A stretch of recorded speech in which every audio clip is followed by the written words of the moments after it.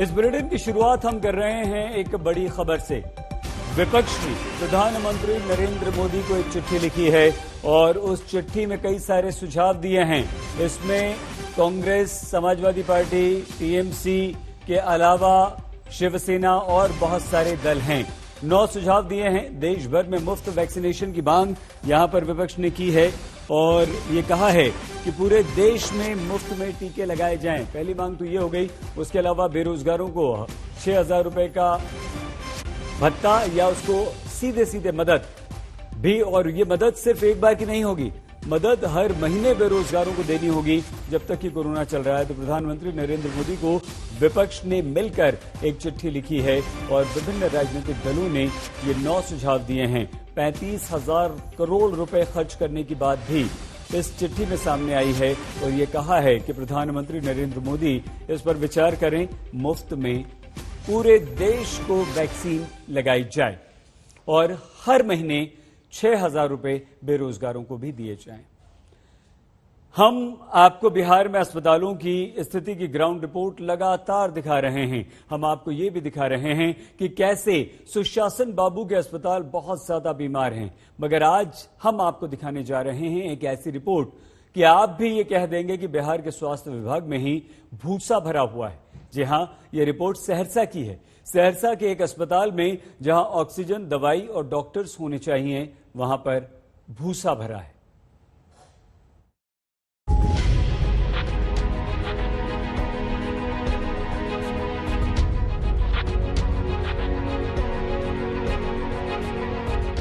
लापरवाही धुआंधार है, नीतीश कुमार है। गांव-गांव बीमार है, नीतीश कुमार है। दवाई, ऑक्सीजन, वेंटिलेटर की मार है, नीतीश कुमार है। स्वास्थ्य केंद्र में भूसे का अंबार है, नीतीश कुमार है। कोरोना काल में स्वास्थ्य सुविधाओं को लेकर बिहार सरकार लगातार निशाने पर है। बेड्स की कमी, वेंटिलेटर्स की कमी, ऑक्सीजन सिलेंडर्स की कमी, कहीं कहीं वेंटिलेटर्स की बर्बादी, ये सब तस्वीरें हमने देखी हैं। लेकिन आज जो आपको हम तस्वीरें दिखा रहे हैं वो हैरान और परेशान करने वाली है। इस वक्त जहां पे मैं मौजूद हूं, ये सहरसा से महज 5 किलोमीटर दूर बनगांव इलाका है और मेरे पीछे जो आप ये देख रहे हैं, ये भवन देख रहे हैं जो खंडहर की तरह लग रहा है, दरअसल ये उप स्वास्थ्य केंद्र है। बनगांव उत्तर जो ये क्षेत्र है उसका ये उप स्वास्थ्य केंद्र है और इस उप स्वास्थ्य केंद्र का जो उद्घाटन है 2007 में, यहाँ देख सकते हैं, मुख्यमंत्री नीतीश कुमार ने खुद किया था। तकरीबन 6.5 लाख रुपए में ये उप स्वास्थ्य केंद्र जो है वो बनकर तैयार हुआ था। और ये जब बनकर तैयार हुआ था तो यहाँ के लोगों को ये उम्मीद रही होगी कि यहाँ पर डॉक्टर बैठेंगे, नर्स बैठेंगी, गांव के लोगों का इलाज होगा। लेकिन 14 साल के बाद क्या हालात है इस उप स्वास्थ्य केंद्र के, ये आप देख सकते हैं।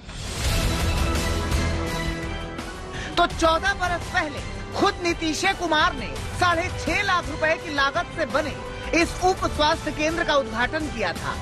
अपने नाम का शिलापट्ट यहाँ छपवाकर नीतीश कुमार चले गए और ऐसा गए कि कभी जानने की जहमत तक नहीं उठाई कि जिस स्वास्थ्य केंद्र का फीता काट के आए थे वो बचा भी है कि खंडहर बन गया। मगर बात इतनी ही नहीं है, आगे आइए, नीतीश कुमार के सुशासन में स्वास्थ्य सुविधाओं का रंगारंग नजारा देख लीजिए। अंदर की तरफ आइए, आपको हम दिखाते हैं। ये जो उप स्वास्थ्य केंद्र के अंदर आ गए हैं एक कमरे में, और ये जो आप देख रहे हैं ये उप स्वास्थ्य केंद्र जो है ये मवेशियों का चारा रखने के लिए जो है अब ये स्थान बन चुका है। आप यहाँ देखिए, क्योंकि यहाँ पे ना डॉक्टर आते हैं ना नर्स आते हैं, कई वर्षों से ये खाली पड़ा हुआ है उप स्वास्थ्य केंद्र, और इसकी वजह से गांव वालों ने अब इस भवन का जो है इस्तेमाल किया। कैसे? तो मवेशियों का चारा रखने के लिए जो है इस उप स्वास्थ्य केंद्र को अब इस्तेमाल में लाया जा रहा है। बेहद हैरान और परेशान करने वाली ये तस्वीरें हैं कि लोग जहां स्वास्थ्य सुविधाओं के लिए जो है दर दर भटक रहे हैं, वहां आप देखिए कि स्वास्थ्य केंद्र पर जो है जो खंडहर में तब्दील हो चुका है, वहां मवेशियों का जो है चारा रखा गया है, चारा रखने की जगह वो बन चुका है।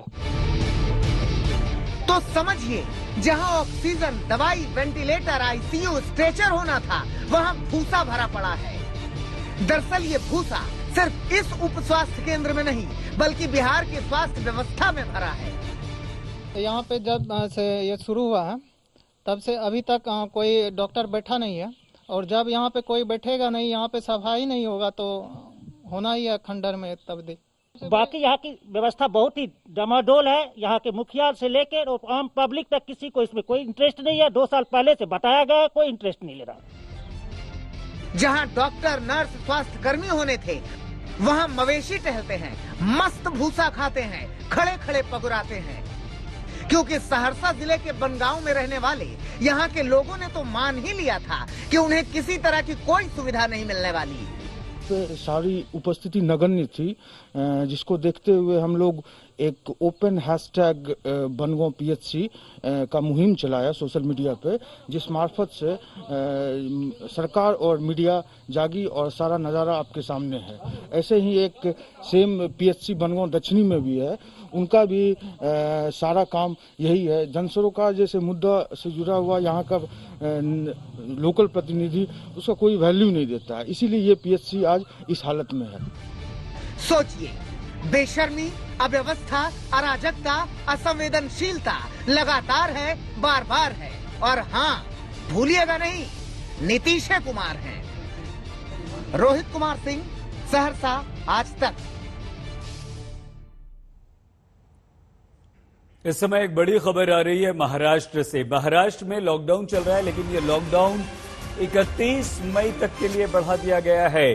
और ये फैसला कोरोना केसेस में जो कमी आ रही थी वो फिर से बढ़ गई, इसे देखते हुए लिया गया। इसके अलावा महाराष्ट्र की सरकार ने एक सर्वे भी करवाया। सर्वे में महाराष्ट्र के 84% लोगों ने ये कहा कि लॉकडाउन बढ़ा देना चाहिए। पहले 17 मई तक महाराष्ट्र में लॉकडाउन लगा हुआ था, लेकिन अब इसे 31 मई तक के लिए कर दिया गया है। एक एनजीओ के द्वारा और ऑनलाइन सर्वे करवाया गया, जिसमें महाराष्ट्र के लोगों ने खुद इस बात की इच्छा जाहिर की कि महाराष्ट्र में अब लॉकडाउन बढ़ा देना चाहिए। और महाराष्ट्र में 84% लोगों ने यह कहा कि लॉकडाउन बढ़ाना चाहिए। 31 मई तक महाराष्ट्र में लॉकडाउन। एक जगह से दूसरी जगह जाने पर आपको पास लेना होगा और कड़े प्रतिबंध और सारे। फिलहाल अगली खबर पर। पूर्व सांसद पप्पू यादव के मामले पर बिहार की राजनीति चरम पर है। पप्पू यादव इस समय जेल में हैं। बाहर उनके समर्थकों का विरोध प्रदर्शन चल रहा है। पप्पू यादव जेल गए तो नीतीश सरकार के विरुद्ध उनके अपने भी हो गए, आवाज बुलंद करने लगे।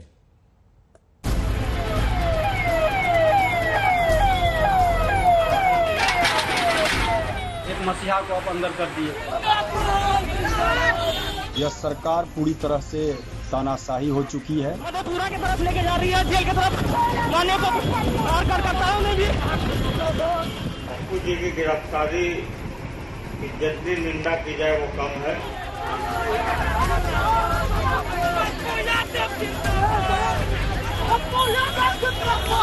सरासर गलत हुआ है। हाथ जोड़ रहे हो अपने कार्यकर्ताओं से। सरकार को और समाज को उसका हौसला अफजाई करना चाहिए, उसका उत्साहवर्धन करना चाहिए, न कि उसको गिरफ्तार करना चाहिए। पप्पू यादव जेल के अंदर हैं और बवाल जेल के बाहर मचा है। कार्यकर्ताओं का गुस्सा सातवें आसमान पर है। नेता नाराज हैं। नीतीश कुमार के सुशासन पर सवाल है। सवाल कोई और नहीं, उनके ही नेता पूछ रहे हैं। पप्पू यादव को गरीबों का मसीहा बताकर कभी सुशासन बाबू पर चोट कर रहे हैं, तो कभी बीजेपी सांसद राजीव प्रताप रूडी पर। पप्पू जी की गिरफ्तारी की जितनी निंदा की जाए वो कम है। वो गरीब लाचार और गरीबों के मसीहा के रूप में इस बार काम कर रहे थे। गिरफ्तारी तो होनी चाहिए सिर्फ छपरा के डीएम की, राजीव प्रताप रूडी की। पप्पू यादव को रिहा करें और वहाँ के जो MP जो मानवता को शर्मसार करने वाले जो कदम उठाए हैं उनको अविलंब गिरफ्तार करें और डीएम को भी अविलंब गिरफ्तार करें, यही मेरा मांग है। इतना ही नहीं, नीतीश के मंत्रिमंडल में काम करने वाले मत्स्य पशुपालन मंत्री मुकेश साहनी और हिंदुस्तानी आवाम मोर्चा के राष्ट्रीय अध्यक्ष जीतन राम मांझी ने पप्पू यादव की गिरफ्तारी पर सवाल खड़े कर दिए। उधर मधेपुरा के वीरपुर जेल में बंद पप्पू यादव भी भूख हड़ताल पर बैठ गए हैं। उनके ट्विटर हैंडल से ट्वीट किया गया, कोरोना मरीज की सेवा करना, उनकी जान बचाना, दवा mafia, hospital mafia, oxygen mafia, ambulance mafia को बेनकाब करना ही मेरा अपराध है। मेरी लड़ाई जारी है। इसमें कोई शक नहीं कि कोरोना के इस संकट काल में पप्पू यादव कई लोगों के लिए संकट मोचक बनकर सामने आए। कभी किसी को रेमडेसिविर दवा दिलवाई, तो कभी ऑक्सीजन का सिलेंडर, तो कभी अस्पतालों में दस्तक देकर बेड के लिए हाथ जोड़े। लेकिन ऐसा करते हुए पप्पू यादव सुशासन बाबू की बजबजाती स्वास्थ्य व्यवस्था की पोल भी खोलते रहे, जिससे नीतीश सरकार की भद पिट रही थी। लेकिन इस मामले में टर्निंग पॉइंट तब आया जब पप्पू यादव बीजेपी सांसद राजीव प्रताप रूडी की पोल खोलने उनके गांव छपरा के अमनौर पहुंच गए। पप्पू यादव ने छापेमारी करते हुए दुनिया को बताया कि कैसे एमपी लैड से खरीदे गए एम्बुलेंस पर्दे में हैं और लोग बिना एम्बुलेंस के दम तोड़ रहे हैं। कोरोना के नियमों का हवाला देते हुए पहले नीतीश की पुलिस ने पप्पू यादव को हिरासत में लिया और फिर 32 साल पुराने केस की कुंडली खोल दी और रातों रात पप्पू यादव पहुंच गए जेल। और जब कोई केस नहीं मिला तो पुराना 32 साल का एक केस जिसमें ब्रेक टूटा हुआ है। बस सिर्फ मैं इतना कहूँगा कि कई बड़े माफियाओं की मिली भगत अब तय करना, मैं तो सिर्फ इतना कह सकता हूँ कि पूरा सिस्टम कोलैप्स था, उस सिस्टम को हमने जगाने का काम किया। जन अधिकार पार्टी के अध्यक्ष पप्पू यादव की गिरफ्तारी के बाद से ही बिहार के कई जिलों में हंगामा बरपा है। सुपौल, दरभंगा, गया, मुंगेर, सहरसा। पप्पू यादव की गिरफ्तारी नीतीश सरकार पर बैकफायर कर गई है। जनता के साथ साथ उनके सहयोगी भी नाराज हैं। कोरोना के संकट काल में बेवजह के पचड़े में फंसने की जगह बेहतर होता कि नीतीश सरकार स्वास्थ्य व्यवस्था पर ध्यान देती, तो शायद कई लोगों की जान बच जाती, किसी की सांस टूटने से रह जाती, किसी को अस्पताल में बिस्तर मिल जाता। मुंगेर से गोविंद कुमार, सहरसा से धीरज सिंह, दरभंगा से प्रहलाद, गया से पंकज और पटना से उत्कर्ष सिंह के साथ आज तक ब्यूरो। कोरोना की वैक्सीन को लेकर केंद्र और राज्य सरकारों के बीच तनातनी काफी बढ़ गई है। वैक्सीन की कमी बताकर दिल्ली से लेकर महाराष्ट्र सरकार केंद्र पर लगातार निशाना साध रही है। अरविंद केजरीवाल की सरकार ने तो यहां तक कह दिया कि कोवैक्सीन की कमी के कारण दिल्ली में 100 सेंटर बंद हो गए।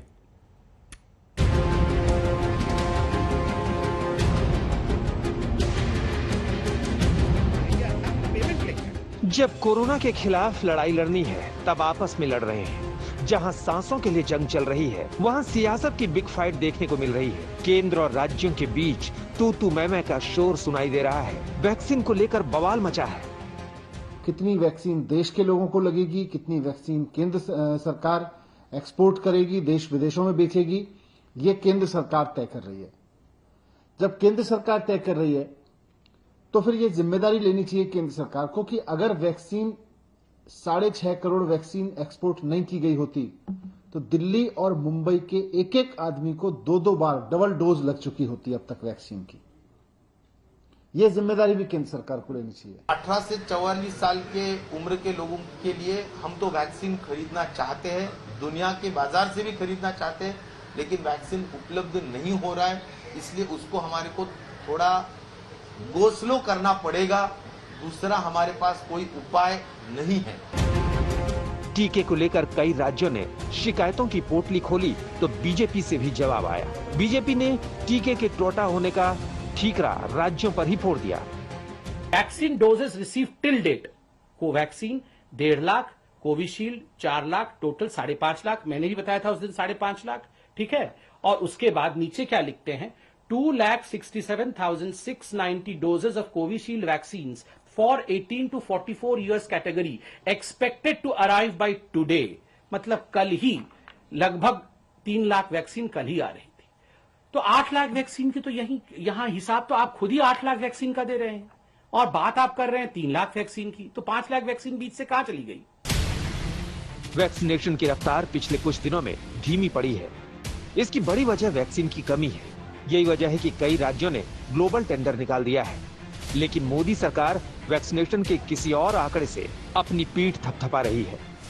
India is one of the fastest vaccinating country reaching 180 million doses.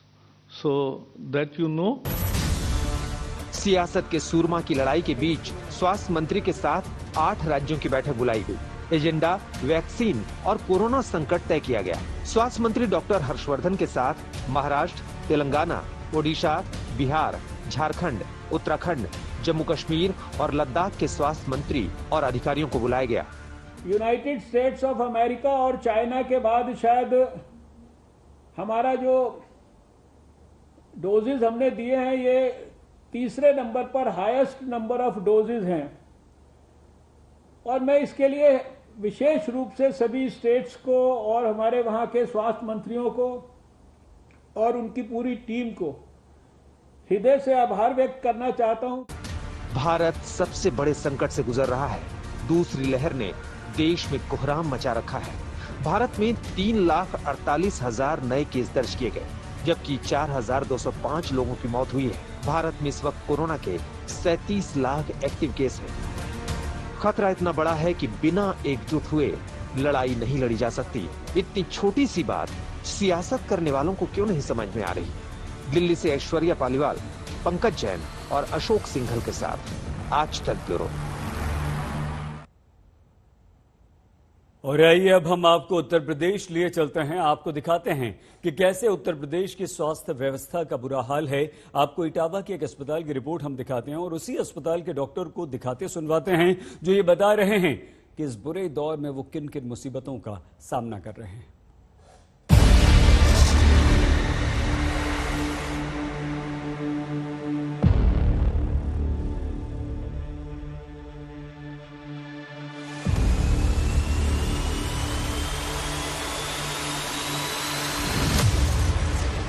Corona की मार से कराह रहा है उत्तर प्रदेश। जगह बदलती है, हालात नहीं बदलते। चेहरे बदलते हैं, टीस नहीं बदलती। परेशानी नहीं बदलती, बेबसी नहीं बदलती, बदहवासी नहीं बदलती। कहीं दवाई नहीं, कहीं ऑक्सीजन नहीं, कहीं वेंटिलेटर नहीं। कॉज ऑफ डेथ ऑक्सीजन की कमी नहीं है सर, वेंटिलेटर की कमी है। ऑक्सीजन हमारे पास है, सिलेंडर्स भी उपलब्ध हैं और ऑक्सीजन कंसंट्रेटर भी उपलब्ध है। ऑक्सीजन हम दे पा रहे हैं, लेकिन इस बीमारी में क्योंकि लंग्स में पानी भर जाता है, एडिमा हो जाता है, जिसकी वजह से सिर्फ नॉर्मल ऑक्सीजन से प्रेशर से हवा नहीं जा पाती है। उसके लिए प्रेशर से ऑक्सीजन चाहिए, उसके लिए वेंटिलेटर चाहिए, जो कि हमारे पास अभी उपलब्ध नहीं है। अब्दुल कादिर इटावा के सरकारी अस्पताल में डॉक्टर हैं। इस अस्पताल की तस्वीरें पहले देख लीजिए। ये जो वेंटिलेटर आप देख रहे हैं ना, ये चंद रोज पहले तक धूल फांक रहे थे। आज तक पर इस बदहाल अस्पताल की तस्वीरें दिखाई गई तो प्रशासन चौकन्ना हुआ। आनन फानन में सीएमओ बदल दिए गए, नए सीएमओ की नियुक्ति हुई, वेंटिलेटर्स पर पड़ी धूल को साफ किया गया और दिखाने की कोशिश हुई कि अब सब ठीक है। मगर क्या वाकई ठीक है? सर, वेंटिलेटर उपलब्ध है, उसके लिए एक सेंट्रल ऑक्सीजन सप्लाई चाहिए होती है, उसके लिए एनेस्थेसिस्ट डॉक्टर चाहिए, उसके लिए पूरा प्रॉपर आईसीयू सेटअप चाहिए, जो आमतौर पे किसी भी डिस्ट्रिक्ट हॉस्पिटल में नहीं होता है। ये सब जो है टर्शरी लेवल पर मेडिकल कॉलेजेस में है हमारे यहाँ, जिसके कारण अभी ये दिक्कत हो रही है, क्योंकि अब सैफई पूरी तरह से भर गया है। सारे मरीज, सारे क्रिटिकल मरीज हमारे पास आ रहे हैं, जिस कारण से जो है ये सिलसिला जो है डेथ का जो है बढ़ गया है।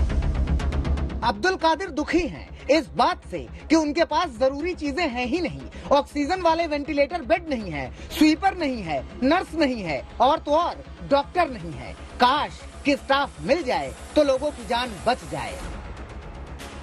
डॉक्टर्स की कमी नहीं है, डॉक्टर्स हमारे लगातार काम कर रहे हैं, लेकिन डॉक्टर्स को काम करने के लिए हाथ चाहिए। हमारे हाथ होते हैं स्टाफ नर्स, हमारे जो है वार्ड बॉय, हमारे स्वीपर, इन सब की हमारे पास बहुत ज़्यादा अभाव है। 3 फ्लोर हैं इस बिल्डिंग में, मुझे हर फ्लोर पर कम से कम 2 स्टाफ नर्स, 2 वार्ड बॉय और 2 स्वीपर चाहिए। 1 डॉक्टर एक फ्लोर पर पर्याप्त है। हमारे पास एक समय में ड्यूटी के लिए 2 डॉक्टर हैं, 2 फ्लोर संभाल सकते हैं। 1 डॉक्टर और सीएमओ साहब से बात हुई है, वो डॉक्टर मिल जाएंगे, डॉक्टर की कमी नहीं है सर, क्योंकि सारी ओपीडी वगैरह बंद है, तो डॉक्टर्स की कमी नहीं है। जो कमी है वो बस स्टाफ की है। इस जिला अस्पताल के हालात पहले से बेहतर तो हुए हैं, लेकिन अभी भी संतोषजनक नहीं है। लेकिन इन सब से इतर नए नवेले सीएमओ साहब कह रहे हैं कि सब चंगा है, कहीं कोई दिक्कत है ही नहीं। अभी हमारे पास 14 वेंटिलेटर हैं, 3 HFNC हैं, 2 बाइपें, सारे फंक्शनल है। जबकि जानकारी मिली है कि एक वेंटिलेटर मात्र काम कर रहा है, इंस्ट्रूमेंट बाद बाकी सभी खराब पड़े हुए हैं। नहीं, ऐसा नहीं है। पूरे उत्तर प्रदेश के यही हालात हैं। कहीं दवाई नहीं है, कहीं ऑक्सीजन नहीं है, कहीं नर्स नहीं है, कहीं डॉक्टर नहीं है। मरीजों से ज्यादा अस्पताल बीमार हैं। कुमार अभिषेक, इटावा, आज तक। ताले में आईसीयू और वेंटिलेटर पर सिस्टम। कोरोना संकट के बीच बार बार ऐसी खबरें सामने आती हैं जब ऐसा लगता है कि हमारे देश की स्वास्थ्य व्यवस्था पूरी तरह से चरमरा गई है। कहीं ऑक्सीजन के अभाव में लोग दम तोड़ रहे हैं, तो कहीं अस्पताल में बेड नहीं मिल रहा, इलाज नहीं मिल पा रहा है और सांसों की जंग लोग हार जा रहे हैं। हाथरस की तस्वीर भी देखिए।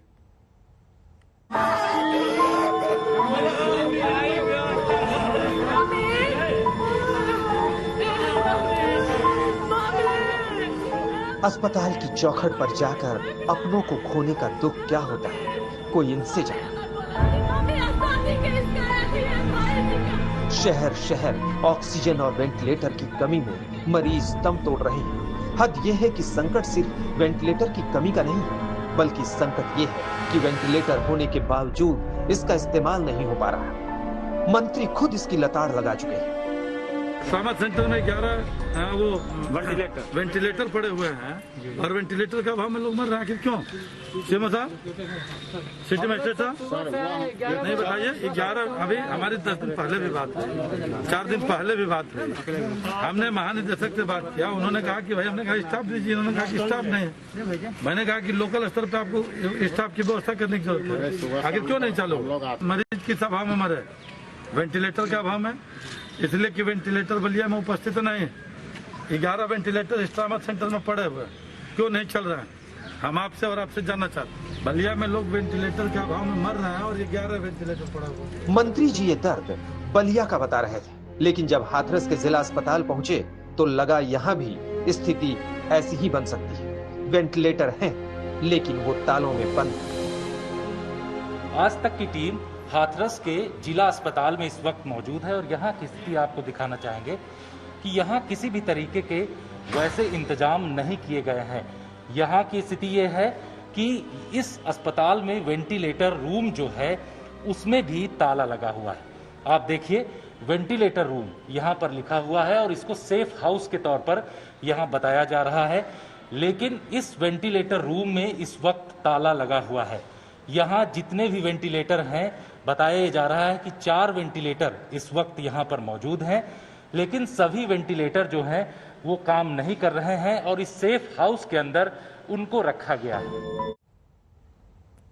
कोरोना ने हजारों जिंदगियां छीन ली, लेकिन कई परिवारों को ऐसे जख्म दे गया जिसकी भरपाई होनी बहुत मुश्किल है।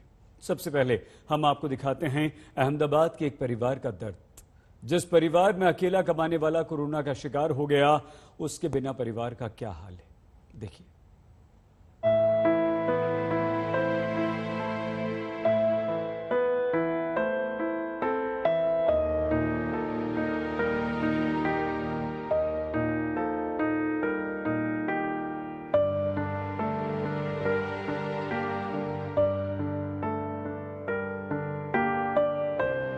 अहमदाबाद के इस परिवार में कभी खुशियों का बसेरा था, लेकिन अब यहां आंसुओं का डेरा है। दीवार पर एक तस्वीर लगी है, तस्वीर पर माला चढ़ी हुई है। इस तस्वीर को देखकर जिस महिला की आंखें भर आई हैं, वो एक मां है जिन्होंने कोरोना संक्रमण में अपना बेटा खो दिया।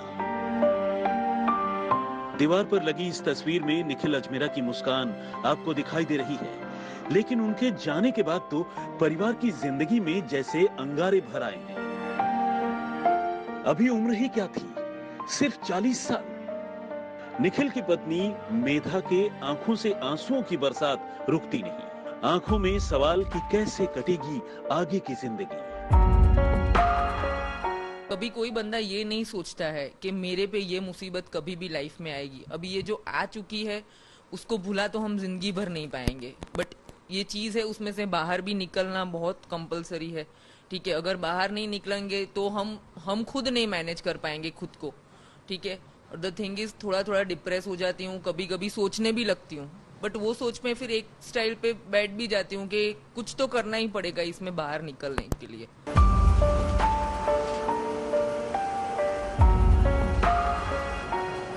अहमदाबाद के अजमेरा परिवार पर कोरोना काल बनकर आया। 10 दिन तक निखिल अस्पताल में जिंदगी और मौत से जूझते रहे। परिवार को लगा कि वो बच जाएंगे, लेकिन सांसों की डोर टूट गई। निखिल को अब इस दुनिया से गए 1 महीने हो गए हैं। वही एक कमाने वाले थे। परिवार पर गमों का पहाड़ टूट पड़ा, साथ ही चुनौती भी कि अब ये घर कैसे चलेगा। अभी देखते देखते तो महीना गुजर गया, समझ में नहीं आ रहा था क्या करूं। थोड़ा रोई 10-12 दिन तक, फिर मेंटली सोचा कि स्ट्रांग तो होना पड़ेगा। धीरे धीरे सेट हो रही हूँ, या तो उनका बिजनेस या तो कुछ करूंगी, क्योंकि घर चलाना है, अब बेटी को बड़ा करना है, मम्मी की जवाबदारी मेरे पे है, तो वो सब भी देखना है। अब उसके हिसाब से सोच रही हूँ कि जिस तरह से भगवान कुछ ना कुछ तो है, कुछ ना कुछ तो दिखाएगा कि भाई आगे मुझे हिम्मत दे, और बस इतनी हिम्मत से मुझे आगे बढ़ाए कि मैं अपना घर मैनेज कर पाऊँ बस।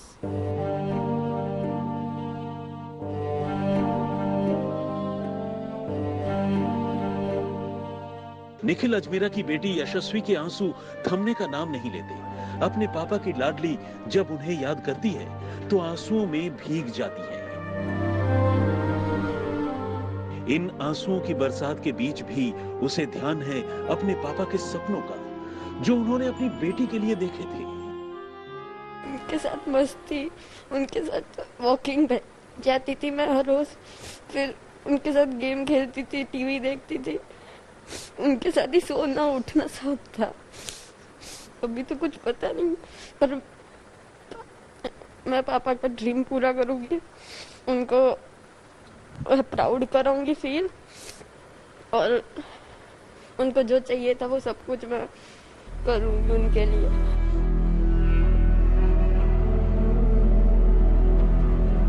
निखिल अजमेरा को इस दुनिया से गए महीने भर हो रहे हैं। मेधा अजमेरा अब अपने पति के सपनों को पूरा करने के लिए कमर कस चुकी हैं। भरोसा उन्हें भगवान पर है, अपने पति की यादों पर है।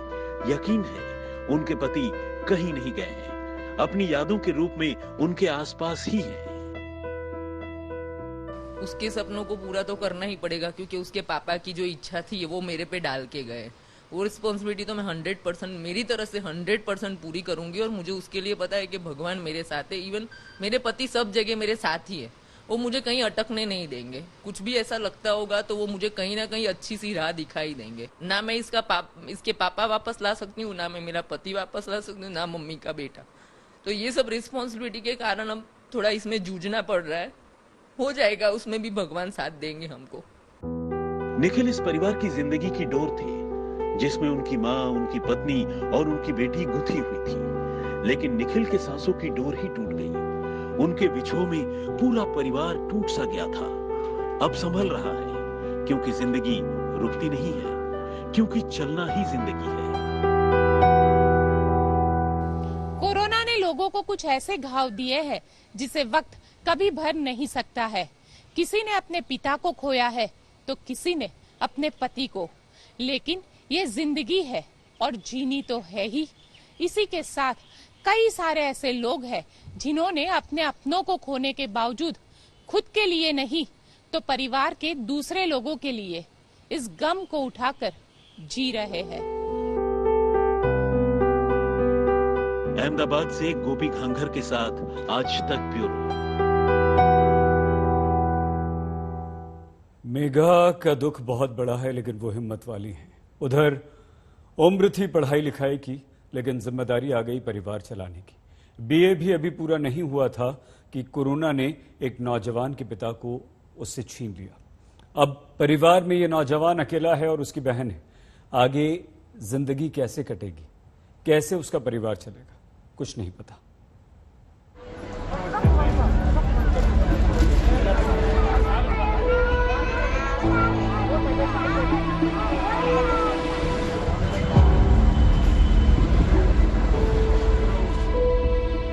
कोरोना ने सब कुछ छीन लिया,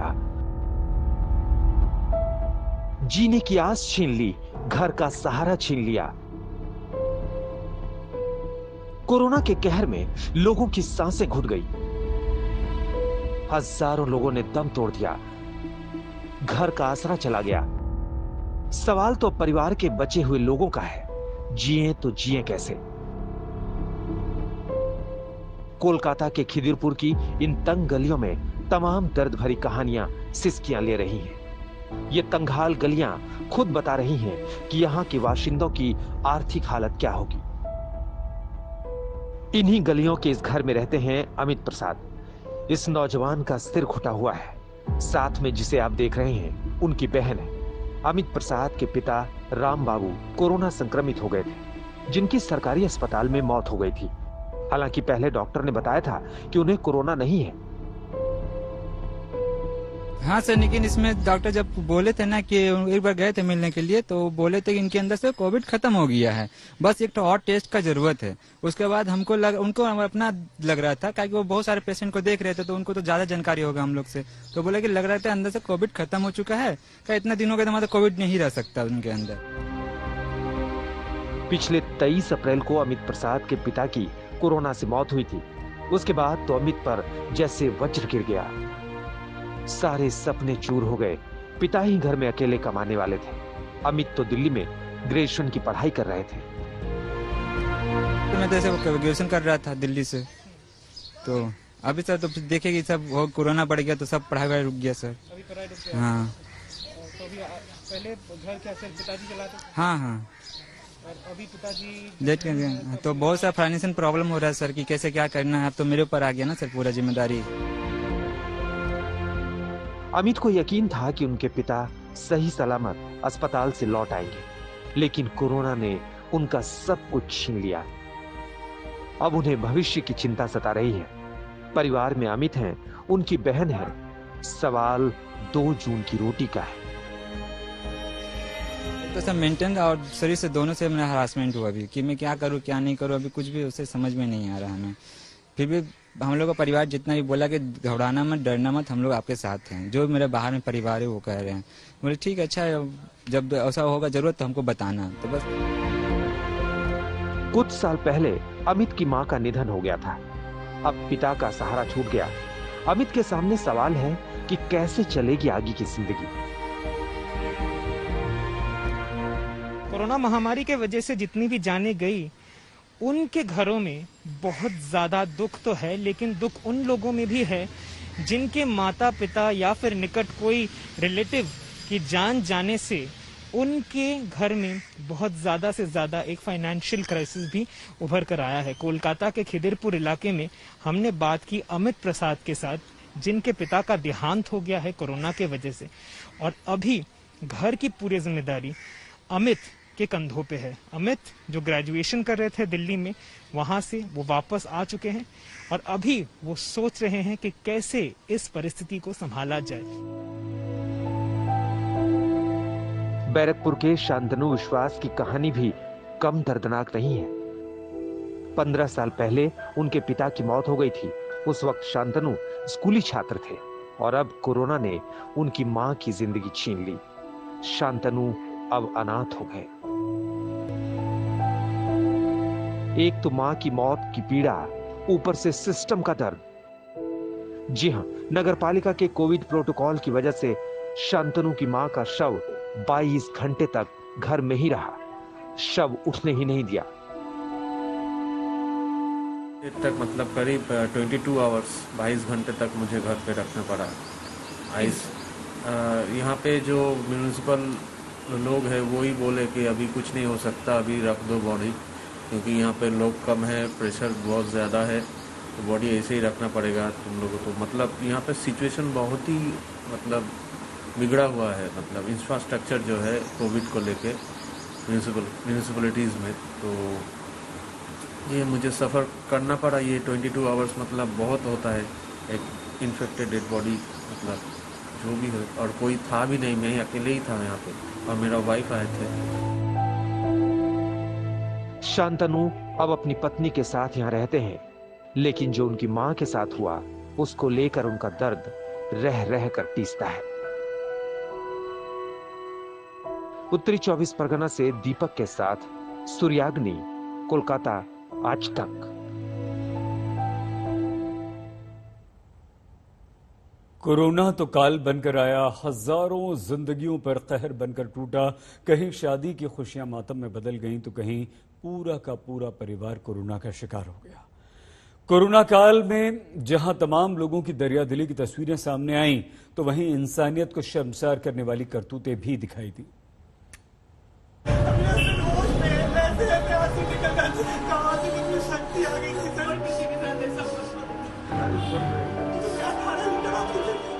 इस महिला के आंसुओं को देखकर भला कौन पत्थर दिल होगा जिसका कलेजा पिघल नहीं जाएगा। अपने पति को भागलपुर से पटना तक इलाज कराने के दौरान इन्होंने जो कुछ सहा, जो कुछ देखा, वो सुनकर हर किसी के रोंगटे खड़े हो जाएंगे। भागलपुर में एडमिट कराने अपने हस्बैंड को, वहाँ पे बहुत मुश्किल से हमें एडमिशन मिला। हम गए, एडमिट हुए, मेरे हस्बैंड और मेरी मदर दोनों। वहाँ पे एक नर्स, एक डॉक्टर, किसी ने भी, बस एक सुमित चौहान सर, उन्होंने थोड़ी इंसानियत दिखाई थी, वो ठीक से देखते थे जो विजिट पे आते थे। अदरवाइज एक डॉक्टर ने, किसी ने, नर्स ने, किसी ने भी मदद नहीं किया। Glocal hospital sir, Glocal hospital Bhagalpur. इन महिला के पति 26 दिनों तक अस्पताल में रहे। इस दौरान क्या क्या नहीं सहा। इनकी माने तो एक अस्पताल कर्मी ने इनके पति के सामने ही इनसे छेड़छाड़ की। बेबस पति देखते रहे। एक आदमी को मैंने बोला कि आप मदद कीजिए, तो उसने मेरा दुपट्टा खींचा और मेरे कमर पे हाथ रखा। उसका नाम ज्योति कुमार है, वो हाइट 6 फीट के करीब है, और ज्योति कुमार जेंट्स है, वो ज्योति कुमार। उसने मेरे साथ खराब व्यवहार किया। मेरे हस्बैंड ने देखा, उनका पूरा ये पसीना से भीग गया सर, लेकिन बाबू मेरा कुछ बोल नहीं पा रहा था, तभी कुछ बोल नहीं पा रहा था। उसके बाद उसने बाहर आके मुझे मुस्कुरा के बोला, ज्योति कुमार ने, कि आप ध्यान रखूंगा आपके हस्बैंड का। मैंने उस समय भी डर से कुछ नहीं बोला। मैंने बोला हाँ भैया प्लीज ध्यान रखना। लेकिन मेरे बाबू को भी कुछ तो अनईजी लगा था उसके साथ। मेरे बाबू ने अगले दिन बोला कि इससे मत डायपर चेंज करवाना। मैंने फिर खुद करना शुरू कर दिया सर। प्रॉमिस किए थे ना। 26 दिनों तक पति के इलाज में इस महिला ने पूरे सिस्टम की सड़ांध देख ली। ब्लैक में ऑक्सीजन सिलेंडर खरीदना पड़ा, कई गुना ज्यादा दाम देकर रेमडेसिविर इंजेक्शन खरीदना पड़ा। सारे जतन कर डाले, लेकिन अपने पति को बचा नहीं पाई। अब इनके जीवन में आंसुओं ने डेरा बना लिया है। जिंदगी दर्द में डूब चुकी है। इस एम्बुलेंस में पीपी किट पहनकर खड़ी ये बेटी बिहार के मेडिकल सिस्टम की ही पोल नहीं खोल रही, बल्कि कोरोना संक्रमण काल में जिम्मेदार लोगों की संवेदनाएं किस कदर मर गई हैं, इसका बयान कर रही है। बॉडी खुद पैक किए हो। एम्बुलेंस में ये बेटी खड़ी है और इसके बगल में उसके पिता का शव पड़ा हुआ है। ये तस्वीरें बिहार के बेतिया के गवर्नमेंट मेडिकल कॉलेज अस्पताल की हैं, जहां 55 साल के फारूक जमा की मौत कोरोना संक्रमण से हुई।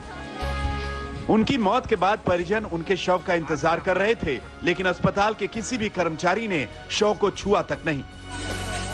6 घंटे के इंतजार के बाद मजबूरी में इस बेटी ने खुद ही पीपी किट पहना, अपने भाई की मदद से खुद ही अपने पिता का शव पॉलीथीन में पैक किया।